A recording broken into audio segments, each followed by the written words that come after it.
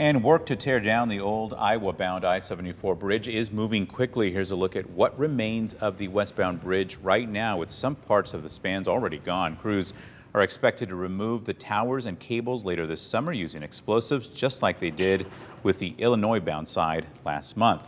But the old bridge can't just simply go away. The millions of pounds of steel have to end up somewhere. News 8's Jenna Webster takes us to a company that's been tasked with recycling a piece of Quad City's history.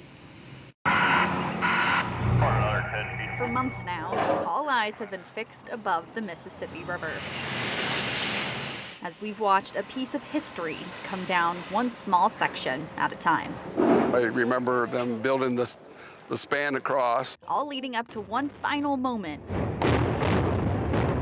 where history goes out with a bang. But what comes down must eventually end up somewhere else. Dell's Metal Company and Midwest Recyclers are tasked with that next step of the process.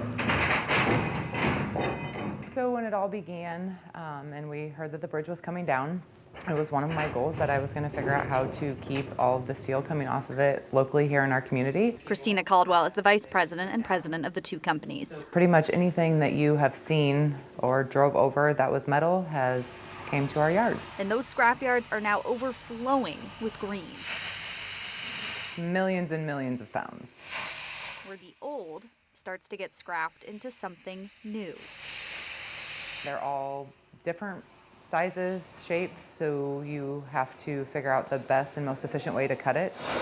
The different cut-up materials, such as the steel beams or the cables, will then be sent to a mill to be melted down into a new product. It could very well be made into a new beam that's going to go up somewhere.